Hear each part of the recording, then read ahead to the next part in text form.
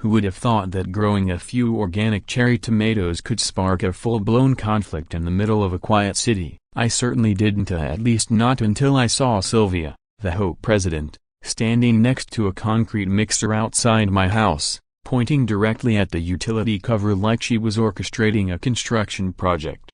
Apparently, she thought filling my water line with cement would be a lesson in community order. What she didn't realize was that this particular pipe played a much bigger role than she could imagine. Once people uncovered the truth, the real chaos began. This story takes place right here in Phoenix, Arizona. I'm Nathan, a 35-year-old high school biology teacher. After years of saving, I finally bought a modest house with a backyard just right for the garden I'd always dreamed of, something I could use to show my students how photosynthesis works in real time. What I didn't anticipate was the added bonus of being automatically enrolled in the Sunset Ridge HOA. I figured it was just another set of papers to sign during the home purchase, nothing more. I couldn't have been more mistaken. Sylvia Granger, 42, had been running the HOA for 3 years straight. After her divorce and with her only son off at college, she'd funneled all her energy into enforcing what she proudly called community standards. Everything from grass height to paint shades and fence alignment had to pass through her. For someone who'd moved from one rental to another for most of his life,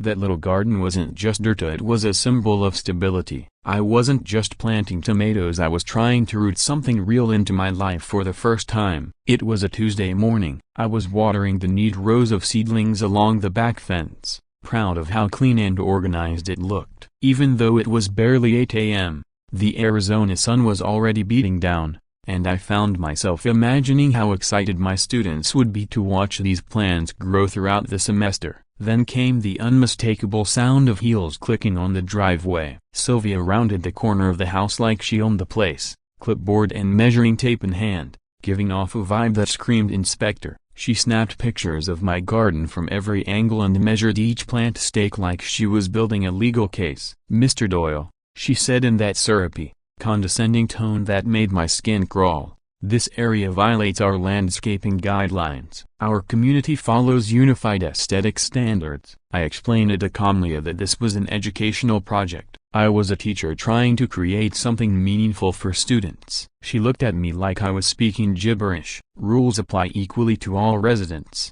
she responded as she pulled out a violation notice from her clipboard, almost like she'd been waiting for the chance. "The fine? $200 for unauthorized vegetation." She handed it over with a smirk that told me she was enjoying every second of this little showdown. As I stood there with the violation in hand, watching her walk away like she'd won something, I realized my quiet new life had just taken a dramatic turn. That night, I read through the HOA rulebook like it was a final exam. There was nothing in it about vegetables, not a single line prohibiting tomato plants, which meant only one thing: Sylvia was inventing rules. When I called her the next day to dispute the fine, she didn't miss a beat. "Section 15.3a Harmonious landscaping," she recited, like she'd been practicing, "covers all plantings that fail to match the visual cohesion of the neighborhood." I asked where exactly it said I couldn't grow tomatoes. Her answer: a monologue about the board having interpretive authority over all rules. In other words,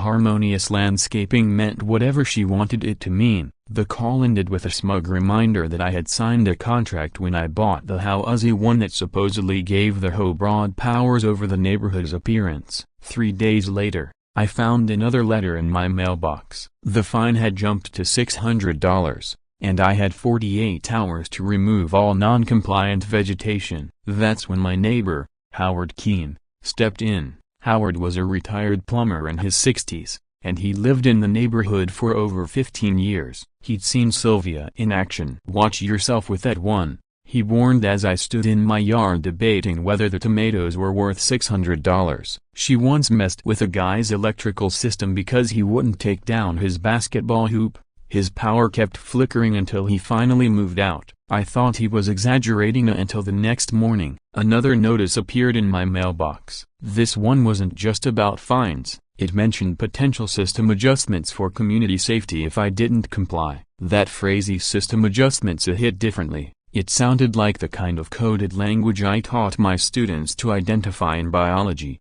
when predators disguise destruction as balance. 3 days after that warning, the real madness began. It started with footsteps in the yard around 11:30 p.m., long after anyone should be out for a walk. I peeked through my bedroom curtain and saw someone with a flashlight crouching near the front fence. By the time I rushed outside, they were gone. He vanished like a phantom. The next morning, I noticed disturbed soil near the water utility access point on my property. That's when I decided enough was enough. I installed security cameras, and sure enough, the footage didn't disappoint. Clear as day. Sylvia, in gloves, inspecting my utility box in the dead of night. She spent nearly 20 minutes there, taking measurements, inserting some kind of probe into the underground opening. The gloves, a clear attempt to avoid leaving prints. The whole thing was calculated, almost surgical. I watched the video over and over, trying to decipher her motive, but nothing could have prepared me for what was coming next. 2 days later, I received a certified letter that chilled me to the core. Dear Mr. Doyle, it began in the same stiff tone Sylvia always used. If you continue refusing to comply with community standards, the HOA will initiate utility modifications to preserve neighborhood safety and compliance. The letter cited some obscure clause about HOA control over shared infrastructure. I didn't remember signing anything like that until I dug through the home purchase paperwork. And there it was, page 47 of the contract, a small clause giving the HOA shocking power to intervene when necessary. Apparently, I had signed away my right to water without even realizing it. Buried in the paperwork was a clause granting the HOA the authority to modify utility access for community benefit. I had skimmed over it like so many do, trusting it was just standard language about routine maintenance. That blind trust came back to haunt me when I showed the letter to Howard. The look on his face told me everything I needed to know. This wasn't the first time Sylvia had pulled something like this. She's done it before, he said grimly, shaking his head. Ran a guy out over a mailbox, cut his power until he gave up and moved. I asked him why no one had ever reported her. Howard just gave a weary shrug. She's clever, always has the paperwork to back her up, says it's for the good of the community. City officials won't get involved either. They hate dealing with neighborhood politics. Apparently, bureaucratic camouflage was one of Sylvia's many talents in her reign of petty dictatorship. Then came Thursday morning. I was about to head to work when the low, grumbling growl of a diesel engine caught my attention. A cement mixer, massive and foreboding, was idling at the end of the block. It looked comically out of place in our suburban cul-de-sac, like a tank parked in a school zone. The driver was on his phone, glancing now and then at a sheet of paper, clearly waiting for instructions. As he scanned house numbers and double-checked his notes, a sense of dread settled in my chest. Something was about to go very wrong. When I left for school, the truck was still there. I spent the entire day in the classroom barely focused, checking the time every few minutes, distracted mid-sentence while trying to explain cellular respiration to a bunch of teenagers who could tell something was off. When I returned that afternoon, the first thing I noticed were the deep tire tracks leading from the street straight to the utility cover near my front yard. The truck was gone, but the damage had been done. I ran inside and tested the kitchen faucet. Nothing, not even a sputter, just a thin dribble of water, barely enough to fill a glass. My first thought was that the city had shut off my service here, maybe in response to some HOA complaint, but a quick call to the water department shut that theory down. My account was current, there were no planned outages, and they suggested I check for a possible blockage. The representative even recommended calling a plumber. If only it were that simple. Howard showed up as I frantically tested every tap in the house. He didn't need long to figure out what happened. One look at the fresh concrete dust around the utility access point, and his face darkened. She actually did it, he muttered, crouching beside the cover. This was opened recently. That residue, that's from wet cement. I think she had someone pump concrete right into your water line. It sounded insane, even for Sylvia. But as Howard pointed out, the tool marks on the metal lid and the splash of cement around the base, the evidence became impossible to deny. This wasn't enforcement, it was sabotage. Then things got worse. Howard decided to check his own water pressure. He turned on his kitchen tap, and we both stared as nothing came out, only air and a sad sputter of rust-colored droplets. His expression turned to horror. If your line connects to the main distribution pipe, he didn't need to finish. The realization hit both of us at the same time. Sylvia hadn't just sabotaged me, she might have accidentally disabled the entire block's water. While I'd been in third period, explaining root structures to a group of sleepy teens, a cement truck had been turning my water system and possibly the whole neighborhood into a hardened sculpture. When I returned home, the signs were subtle but damning. The powdery layer of concrete dust on the utility lid.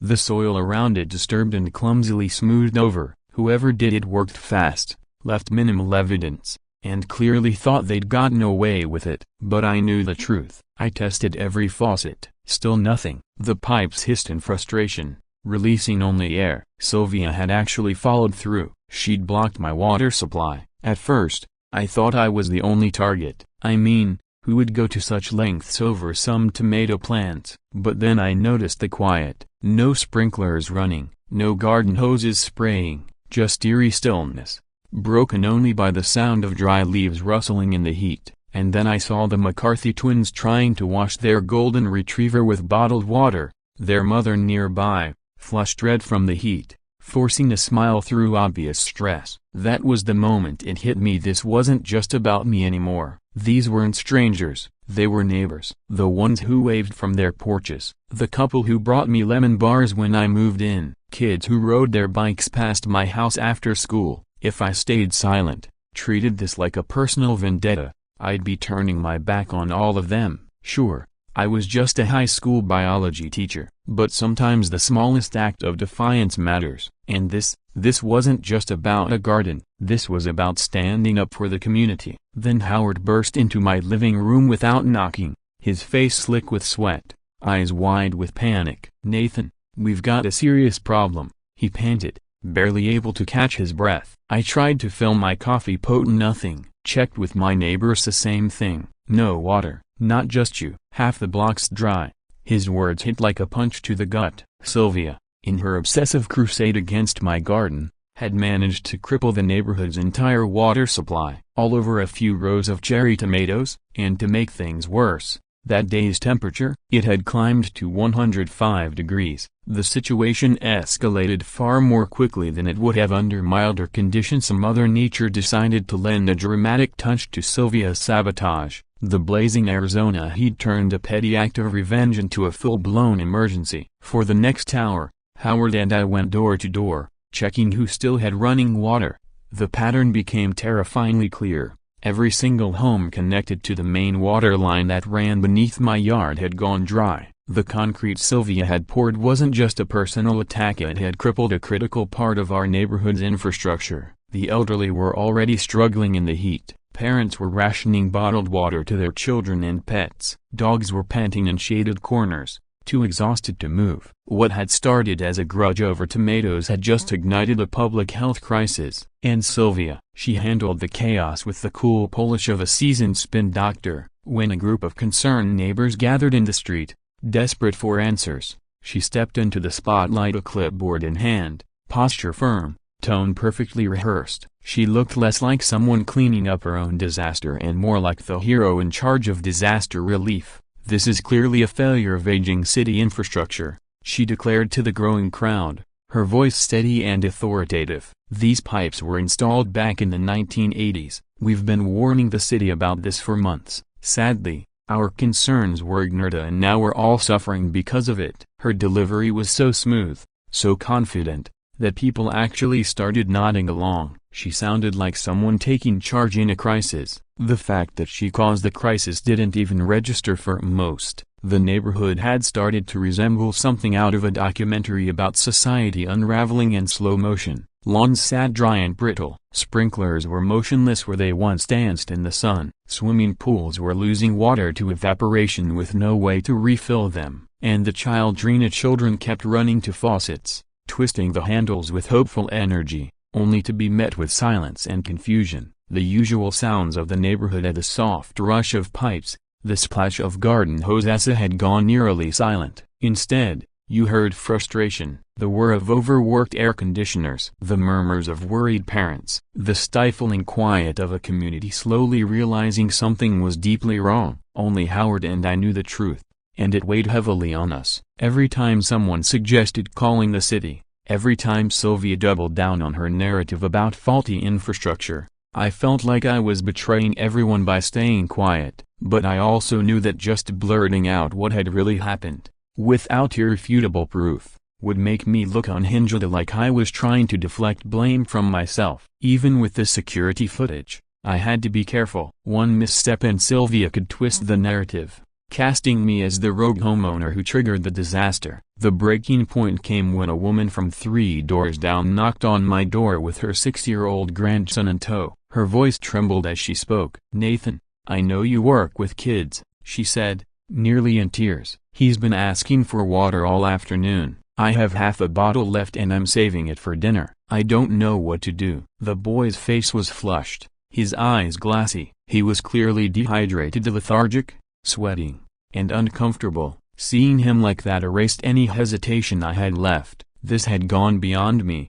beyond tomatoes. This was about protecting people, innocent people. I knew then that I had to speak up, regardless of the consequences. By 6 p.m., the whole block had gathered in the street. Almost every household affected by the outage was represented. Triple-digit heat has a funny way of bringing people together. The scene looked like something out of a post-apocalyptic film. Sweaty, frustrated neighbors clutching empty water bottles, shielding their children from the sun. Elderly residents hunched in whatever shade they could find. Sylvia arrived like she was running emergency services, perfectly composed, paperwork in hand. "I've been on the phone with the city water department all afternoon," she began, her voice rising above the chatter. "This is exactly the kind of infrastructure failure we've been warning about for months." She had her story locked and loaded. "These pipes were installed over 40 years ago. It was only a matter of time before something like this happened," she said,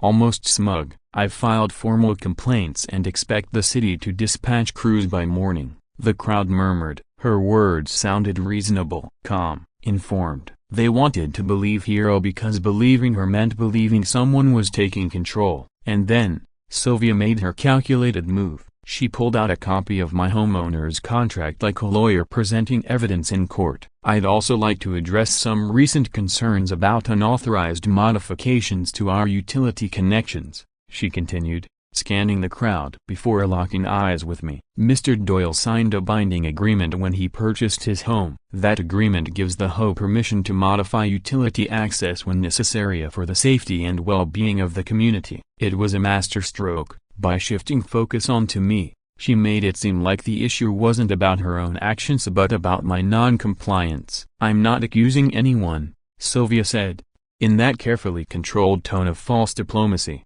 "But we all understand how unauthorized gardening and digging can sometimes interfere with underground systems." It was subtle, slick, a passive-aggressive dig dressed up as a public service announcement.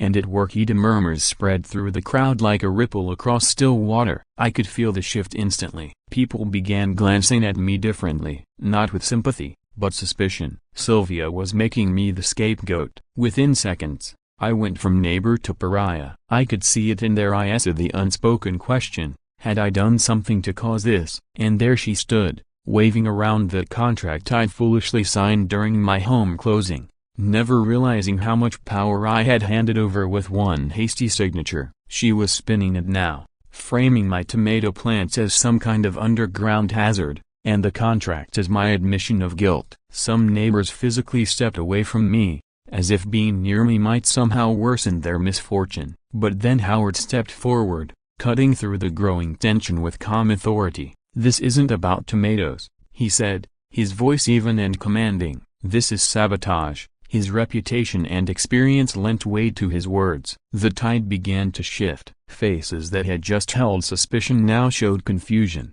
even doubt. Still, the street had descended into a scene straight out of a disaster film. Parents clutched plastic bottles like survival rations. Kids whimpered from thirst. Families passed buckets back and forth, trying to stretch every drop. One household had filled every available container before the water stopped completely and was now sharing with older residents who hadn't been as prepared. 3 homes had sent someone to buy icy and not for drinks, but to keep medications cold and cool overheated children. The community pool had become a desperate refuge. Kids sat on the tile ledges with their feet in the water, but even that oasis couldn't solve the growing need for drinkable water. Watching it all unfold, I felt doubt clawing at me. Sylvia had done such a good job shifting blame that I started questioning myself. What if people didn't believe me? What if they thought I doctored the footage? What if Sylvia had some twisted but convincing defense? Truth alone wasn't enough. I was a teacher, I knew that.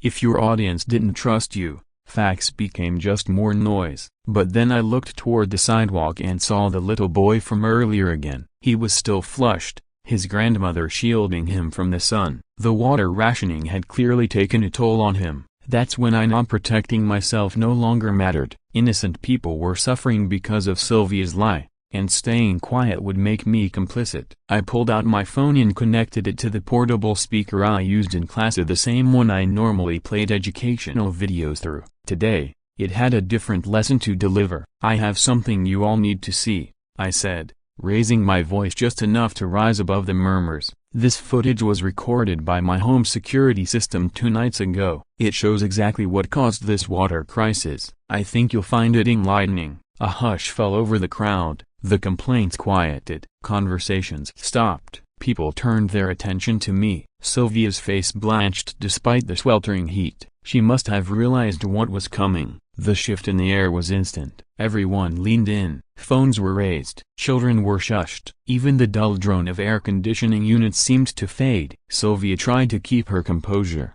standing stiffly with her papers in hand, but her fingers were twitching and her grip on the folder had tightened. Then I pressed play. The screen lit up with infrared footage, crisp and detailed. There she was, Sylvia slinking through my yard in the middle of the night, her hands covered in white latex gloves, a measuring device in one hand, flashlight in the other. She examined the utility access point with an intensity that made it clear this wasn't routine. She wasn't inspecting for safety, she was planning something. The footage caught every sound, the crunch of her footsteps, the clang of metal as she pried at the cover, even a whispered curse when something didn't go as expected. "Watch closely," I said. "This is 2 nights before the cement truck showed up. She's not reporting an issue as she's preparing something. And look at the glove as she's trying not to leave prints." Sylvia started to open her mouth, probably to object, deflect, or subpoena, but Howard raised his hand, silencing her. "Let the footage speak,"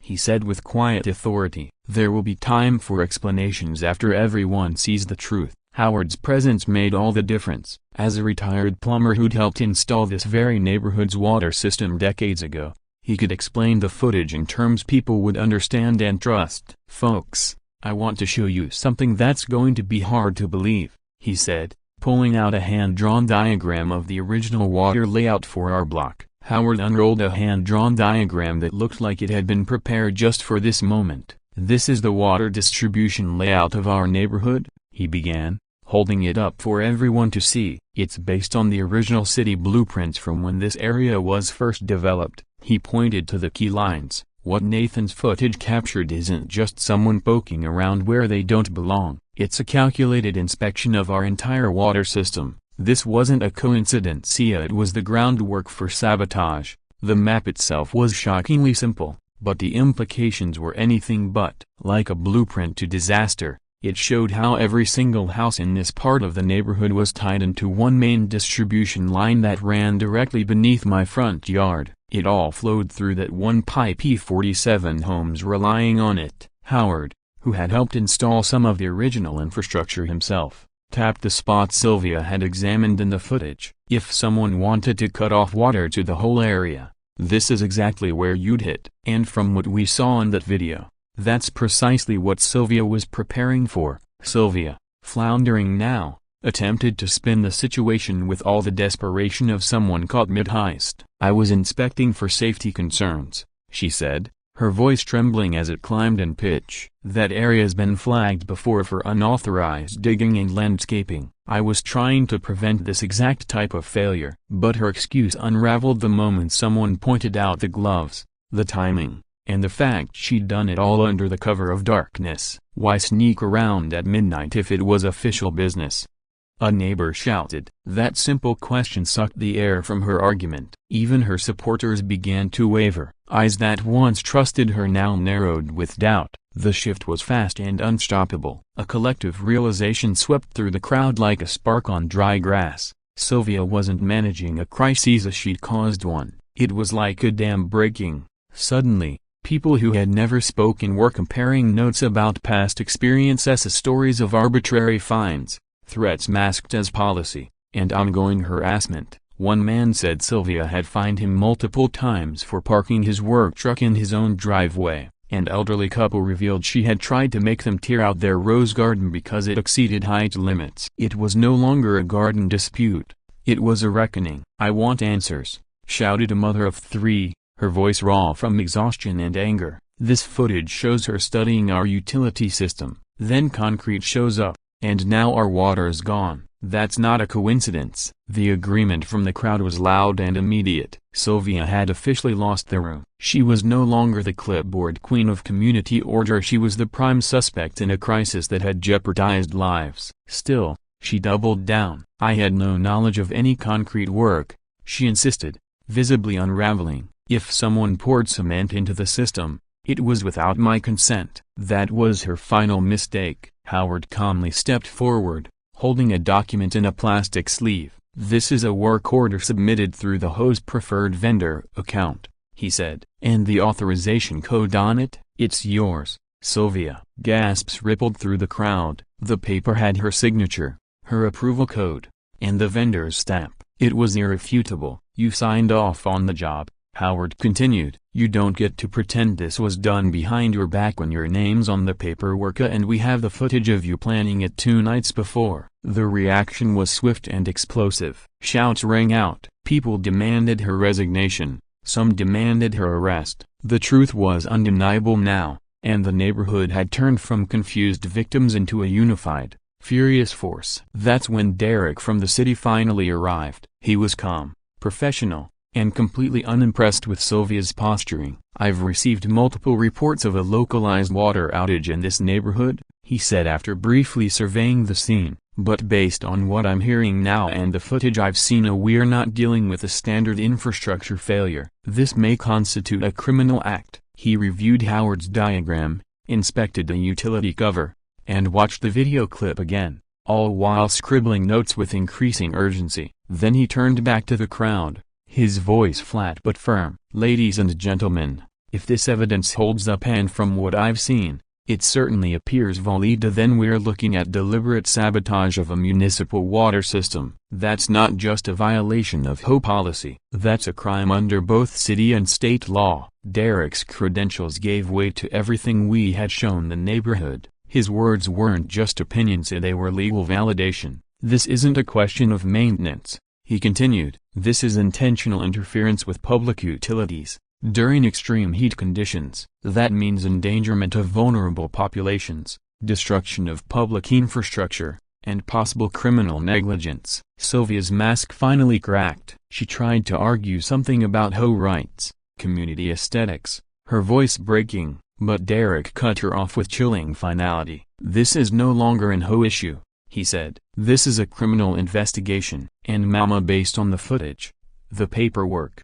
and your direct link to the vendor, you may be facing prosecution." As more neighbors stepped forward, sharing stories of harassment, arbitrary fines, even threats to cut their power, each account added another damning brick to the crumbling facade of Sylvia's authority. What once passed as community leadership was now revealed for what it truly was, a pattern of personal vendettas disguised as policy enforcement. The dramatic unraveling of Sylvia's control wasn't just inevitably, it was cinematic. Under pressure, she couldn't keep her story straight, and each frantic attempt to explain only dug her deeper. It was like watching someone shovel their own grave with every sentence. When Derek began asking pointed questions about the contractor and the concrete work, Sylvia panicked. "I never told him to put cement in the water line," she cried, clearly unaware that she just confirmed she'd hired him in the first place. "He was supposed to make a small adjustment to limit unauthorized access," she added quickly, her voice rising. "He misunderstood my instructions." But her contradictions sealed her fate. She wasn't just flailing, she was confessing in real time. The security footage became even more powerful when juxtaposed with her unraveling narrative. Derek, methodical and composed, replayed the video in segments, highlighting specific moments with the patience of a seasoned investigator. "This shows you inspecting the utility access point at midnight," he said, calmly but firmly, "wearing gloves, avoiding notice, taking measurements. If this were routine maintenance, why hide it? Why not inform the city? Why no community notice?" Each question stripped away another layer of her defense until there was nothing left but guilt and silence. Her removal from the HOA was fast, decisive, and long overdue. "I propose an immediate vote to remove Sylvia Granger from all HOA roles effective tonight," declared a neighbor who'd never spoken at a single meeting before, but whose patience had clearly run out. "All in favor?" Dozens of hands went up. Some shouted aye. The decision was unanimous. Sylvia tried to argue procedure, but Derek cut in before she could launch another desperate filibuster. "In emergencies involving community safety, legal due process can't be weaponized to delay justice, especially when criminal conduct is involved." Then came the real hammer blow, the financial fallout. Derek consulted his city-issued tablet and laid out the consequences in numbers. "To repair this sabotage," he began, "the city will need to excavate and replace a section of the main distribution line, flush the system, and verify clean water access to 47 homes, factoring in emergency response costs, specialized equipment, and overtime labor. We're looking at approximately $45,000 in immediate expenses." He looked up at Sylvia. "As the individual responsible for this incident, you'll be held personally liable for those costs in addition to any criminal penalties pursued by the state." Sylvia paled. You could actually see the moment the weight of her actions settled onto her shoulders. Her posture crumbled. The once confident dictator of block party bylaws and shrub height limits now looked like someone staring down financial ruin and jail time, all because of tomato plants. 3 weeks later, the courthouse hearing felt like the climax of a story where, for once, the bad guy didn't get away. Sylvia sat at the defendant's table, smaller and more fragile than we'd ever seen her. Her public defender looked exhausted, resigned to the fact there was no good defense. The evidence against her was comprehensive: high-rise footage, signed work orders, expert diagrams, and testimony from dozens of residents. The judge, a composed woman in her 60s, had clearly read every line of the case, and she was not amused. "Miss Granger," she said, her voice sharp with disappointment, "your actions endangered the lives and well-being of nearly 50 households during a period of extreme heat.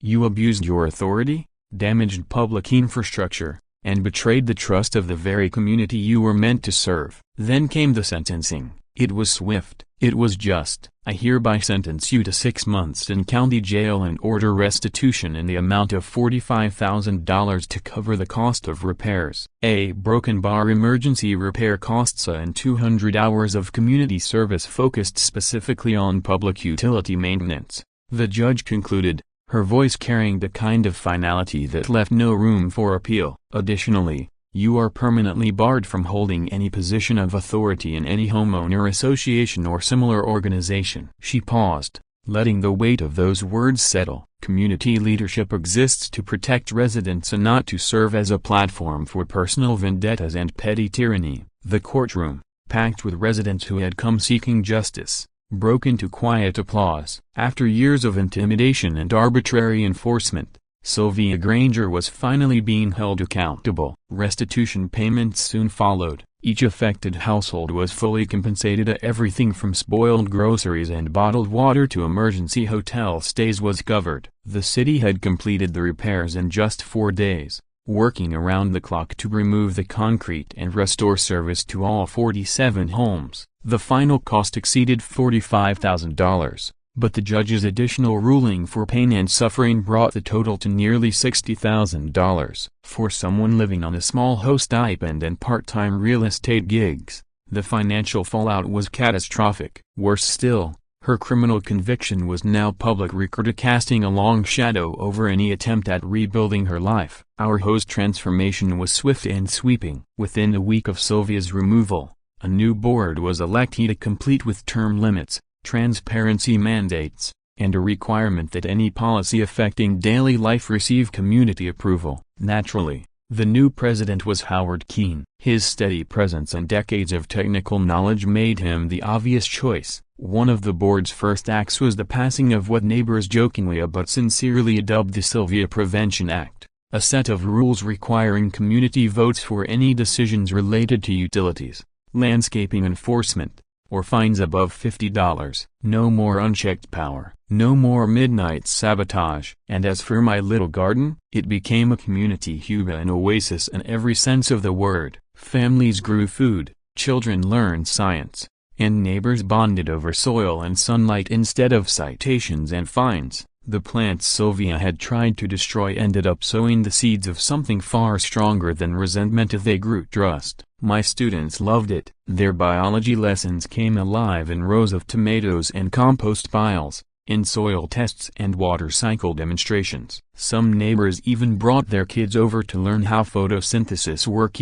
or just to dig in the dirt. Sylvia's house was eventually sold under court order. The new owners, a young couple with 2 toddlers, were stunned by the outpouring of goodwill. They were greeted with vegetables from the garden and a welcome packet Howard had put together, outlining everyone's rights and responsibilities in clear, supportive language. No more threats, no more fines for roses or parking violations, just neighbors helping neighbors. Word spread. HOAs across the region took notice. Complaints about board overreach spiked. Problematic board members elsewhere quietly resigned before their own closets were emptied. The message was simple: leadership is a responsibility, not a weapon. Our story even made the local news, sparking conversations about HOA reform and inspiring other communities to rethink their governance. Standards for safety and appearance remained intact, but tyranny had been evicted. Now, 2 years later, I walk through our thriving garden and see what we've built: transparency, cooperation, and an HOA that finally works for the people it serves. The old utility access point, once the scene of sabotage, is now marked with a small plaque that reads, "Our water, our rights." It's a quiet reminder that power belongs to everyone, not just the person with a clipboard and a superiority complex. When new neighbors ask if they can plant tomatoes, I just smile and say, "Of course, grow whatever you like. Just please don't put concrete in the water pipes." It always gets a laugh, but it also reminds us, petty tyranny thrives in silence and dies when good people stand up. Sometimes, the best fertilizer a community can have, a broken bar, is the downfall of the person who tried to rule it with fear. Another unbelievable tale, courtesy of QA Stories. If your jaw's on the floor, a broken bar, you're in the right place. Subscribe, stay curious, and keep standing up.